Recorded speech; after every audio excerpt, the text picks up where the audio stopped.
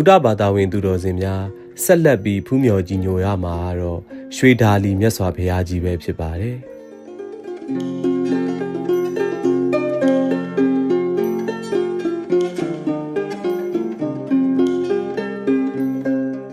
ရွှေဒါလီဘုရားကြီးကိုရွှေဘထိုးဘုရားကိုတည်ထားကိုးကွယ်တော်မူခဲ့တဲ့စောတီဟာဤညီတော်စောတီလာဗလာကတည်ထားကိုးကွယ်တော်မူခဲ့တာပဲဖြစ်ပါတယ်ရွှေဒါလီမြတ်စွာဘုရားကြီးကနှစ်ပေါင်းများစွာတိမ်မြုပ်ပျက်စီးနေခဲ့ရမှ1320ပြည့်နှစ်မှာရွှေဘထိုးကျောင်းမှာတည်င်းသုံးတော်မူခဲ့တဲ့ဆရာတော်ဦးဇဝနာကပြန်လည်ပြုပြင်မွမ်းမံရန်အတွက်စတင်ဖော်ထုတ်မိန့်ကြားတော်မူခဲ့တာပဲဖြစ်ပါတယ်။ယခင်က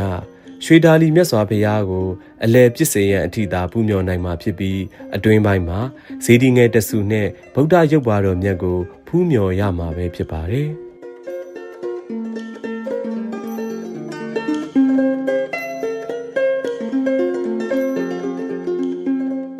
ယခုအခါခေတ်အဆက်ဆက်ပြုပြင်မွမ်းမံလာခဲ့ရာကြီးညိုပွဲရာဇေဒီတော်နှင့်အတူ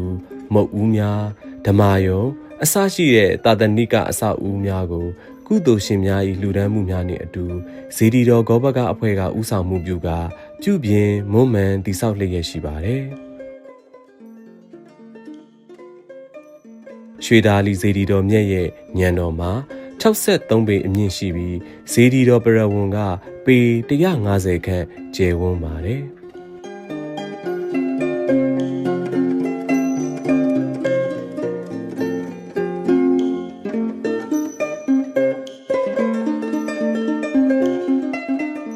ဇေဒီတော်ကိုမုတ်လေးခုပါလှိုင်ကူတော်ပုံတံတည်ထားတော်မူခဲ့ပြီးအရှိအနောက်တောင်မြောက်မုတ်လေးခုစီမှာလည်းကြီးညိုတပ်ပယ်ပွဲရာဗုဒ္ဓရုပ်ပါတော်မြတ်များတည်င်းသုံးစံပယ်တော်မူလျက်ရှိပါတယ်။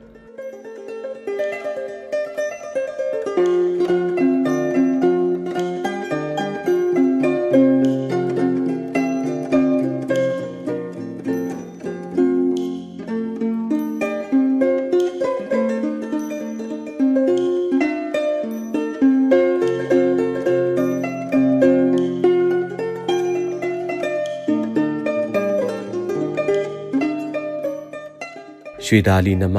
တစ္ဆာယဆိုတဲ့ဆိုရိုးစကားနဲ့အညီဗုဒ္ဓဘာသာဝင်သူတော်စင်များရွှေဒါလီဇေဒီတော်မြတ်ကြီးကိုဖူးမြော်ကြည်ညိုခဲ့ကြပြီးနောက်မောင်နှမ၄ယောက်ထဲမှ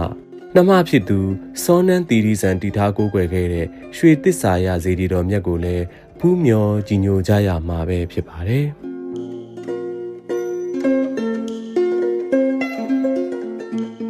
ရွှေတစ္ဆာယဇေဒီတော်ကို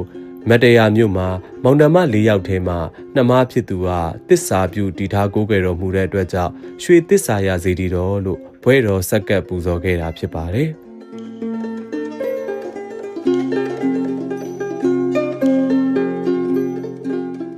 ရွှေတစ္ဆာယဇေဒီတော်ကန္တာဂုရိတတွင်မှာလဲကြီးညိုတပ်ပဲပွဲရာကြေးဗုဒ္ဓဆင်းတုတော်တဆူကိန်းဝတ်စံပေတော်မူလျက်ရှိပါတယ်။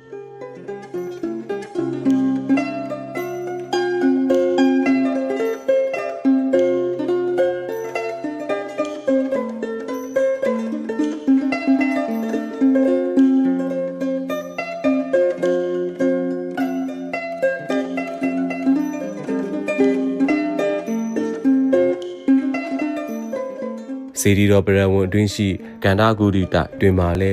တည်င်းသုံးစံပေတော်မူလျက်ရှိတဲ့ရှေးဟောင်းဗုဒ္ဓရုပ်ပါတော်မြတ်များနှင့်အတူလျောင်းတော်မူမြတ်စွာဘုရားကိုလည်းဖူးမြော်ကြည်ညိုကြရမှာပဲဖြစ်ပါတယ်။